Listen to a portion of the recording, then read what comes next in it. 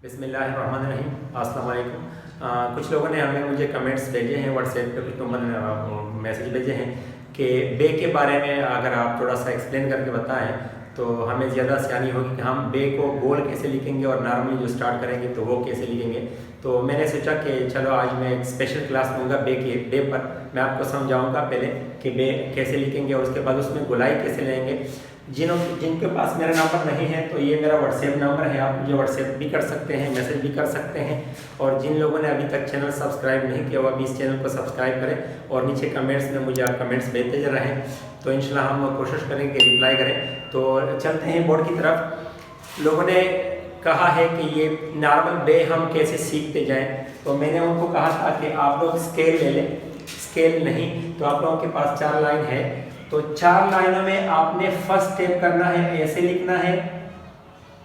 दूसरी आप लोगों ने लाइन यहाँ पे खींचनी है और ये बिल्कुल आपने सीधा जाना है।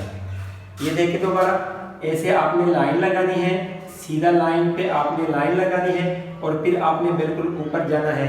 और नुक्ता जो है ये तकरीबन यहाँ पे आपने करना है कि दरमियान में से हो और खूबसूरत दिखाई दे। तो ये आप लोग इस पे पहले प्रैक्टिस कर लें।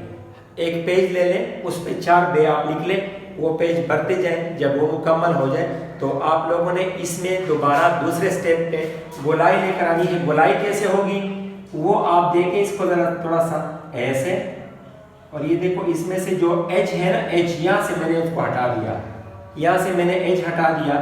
बे बिल्कुल वही है जहाँ से मैंने स्टार्ट किया है, वहां पे मैंने खत्म भी किया है, सिर्फ इसमें गोलाई लेकर आया हूँ। अब गोल बे आप कैसे लिखेंगे इसको जरा तवज्जो से देखें।